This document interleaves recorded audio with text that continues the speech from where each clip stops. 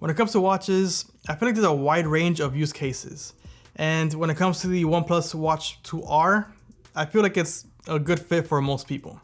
Let's go over some of the features of the watch and let's see why I think most people will actually be better off with this one over one of the more expensive ones. The first thing I'm going to cover is the watch's design and comfort. Those are pretty much the most important ones when it comes to picking a watch, because what's the point of having a watch if you're not going to wear it all too often? So the first thing is that it's obviously following the traditional watch design, which it's a rounded face and it blends in perfectly when you're wearing just normal clothes. And I love that when it comes to smartwatches. I don't want everyone to just instantly see that it's a smartwatch, even though you could easily tell. I like that it blends in and just kind of goes by the wayside. It's also made of aluminum, which is going to help with weight and it's going to make it pretty durable. With aluminum, you do take some strength away, but what you do gain is some flexibility. So if you were to drop it, instead of causing some sort of cracking, it'll just get a dent, which visually it would suck, but it should actually save the watch.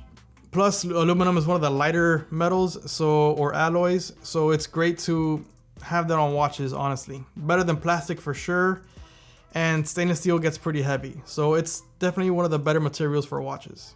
When you look at it from the side, it does have a bit of a thick profile, but it's still just nicely shaped, so it kind of like leans into the thickness. It's not just a block. And then when it comes to the straps, they went with this rubberized material, which you can't go wrong with because it's gonna feel the most comfortable on your skin. There are plenty of sizing holes, so you're gonna get the right fitment no matter what, pretty much. And even though it's not the lightest watch, it is on the lighter side, so it's gonna make it easier to wear it for a long term. And this is actually one of the more comfortable ones that I've worn, even though it's not the lightest one. It spreads the weight very evenly and it doesn't put any pressure anywhere. It's a nice smooth watch and easy to wear all day and all night if you want to do the night tracking, the sleep tracking. And if you want to wear the watch 24 hours a day, you're gonna need good battery life, and this watch has it. So far, it's actually the best battery life I've used on a watch, which is not saying much because most of them don't really last more than like a day and a half. But this one, actually, I've got it to last 3+ days. And it's not, I'm not wearing it 24 hours a day, I'm taking it off at night. And I noticed that when I pick it up to look at the time, it's on like this hibernate mode, which you can turn off by clicking the button on top. But I think that's how it saves a lot of battery. It basically doesn't use any battery while you're not wearing it. And even when you're wearing it, it does really good. One thing I did notice though, that the always on display makes a big difference with this watch in terms of battery life. So if you want the best battery life, just turn off the always on display and use the lift to wake gesture and you'll be all right. On the website, OnePlus says 100 hours of battery life, but I don't know if I actually believe that. So if I actually wear it all day, not all night, but just all day with always on display off, I don't think I'll reach 100. That's over 4 days. So I think mine will barely reach the full 3 days. So there might be a setting in there that maybe they're using battery saver mode or something to get 100 hours. I don't know, but in my use case, it's lasting me just a bit over 3 days, which is still great, honestly. Before we keep going, if you're enjoying this video or finding it helpful, leaving a like and subscribing will really help this channel out. Now let's keep going. Now, given that this is the R, which is the cheaper version of the OnePlus Watch, you expect them to cut some corners. But honestly, I haven't really seen any corners being cut yet. And that brings me up to the screen. This might be one of those places where you actually would see a drastic cut in quality, but it seems to be all right. I guess the weakest part is that the max brightness is 1000 nits, but 1000 nits is gonna be just enough to see it outdoors, even if it's not the most comfortable. And when it comes to the screen size, based on what I read online, it's actually one of the smaller ones because the Pixel Watch, the regular one, and Samsung's regular watch, the smaller one, is actually a bit larger than this one. So the screen size on this, I guess, it could be because there's a bigger bezel or something, but I think the bezel looks good because they made it look like a real watch. So honestly, you'd even notice that it's a big bezel and it doesn't feel like a small screen at all. Let's also take a look at the features. That is another place where the budget lineup usually cuts some corners. But again, here, I don't see anything. It has 7.5 watts of charging, which doesn't seem very fast, but it's a tiny battery, so it's actually pretty fast. but it's actually magnetically aligned, which is very useful. Even though it's not wireless, it's physical, but it has pins, kind of like how the Pixel Watch works, or the newer Pixel Watches anyway. That's gonna improve a couple things. One, is not gonna put as much heat on the battery. I guess the negative here is that you wouldn't be able to use a wireless charger, but I consider that okay because most watches, even if they have wireless charging, is a proprietary one, so it doesn't work with every charger anyway. It also has what seems to be the industry standard of 32 gigabytes of internal storage.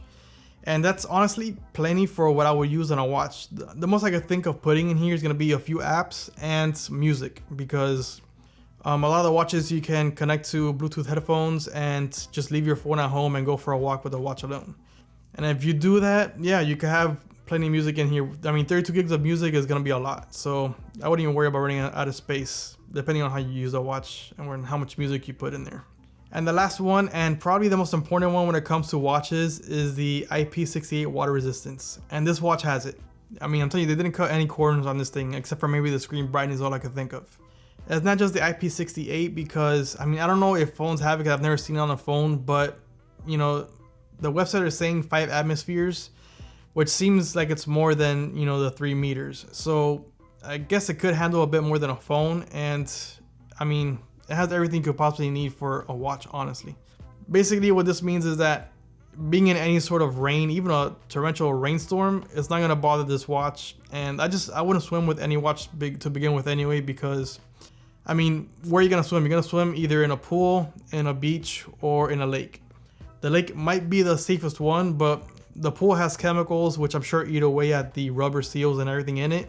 And then the salt water, nothing is safe from salt water, unless like maybe gold and platinum, but this watch, and no watch that I've ever used, is made of gold and platinum. So there's no real way to swim comfortably with this and have it last a long time. Just if you do swim with it, expect it to break down at some point, but that's with any watch really. And then lastly is the OS. So I mean, it has all the features you would expect on a watch, or at least that I would ever use on a watch. It has, you know, you could reply to text, you could reply to other messages, you could, you know, pick up calls. You definitely have the time, obviously, with a watch. You have fitness tracking. I mean, all these different things that I would use a watch for, but I'm never gonna use it as my main screen, so I don't care for anything more than that. Now, there are a couple things that I do consider to be a bit of a miss here, and that's with one of them being the lift to wake. It's the one that I use, and it works 90% of the time, but it does fail here and there. So I guess I want more of an exaggerated movement compared to some other watches, because the Pixel Watch, any little movement turns it on, and with the Samsung, when I use those, the same thing. This one, I guess it wants you to move a little bit more than just a slight gesture, which would reduce the amount of times the screen turns on for no reason and could save some battery. So I'm sure that's one of the reasons it's like that, not that it's just poorly done.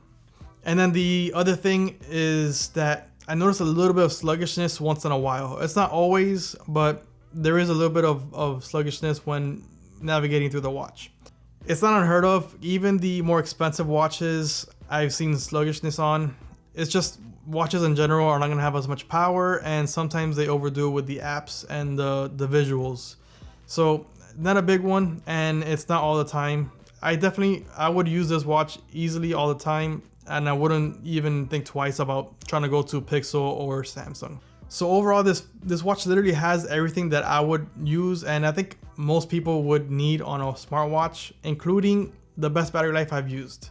So I would actually recommend this to just about anyone that is looking for a watch and doesn't want to pay $300, $400, or $500. I think the MSRP is $240 on this one, but I was actually able to get it for free because I got the OnePlus 13.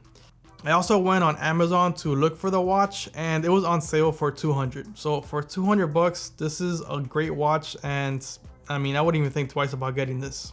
If you're interested in buying the OnePlus Watch 2R, I do have an affiliate link in the description, and that will really help the channel out. I appreciate you watching, and I'll see you in the next one.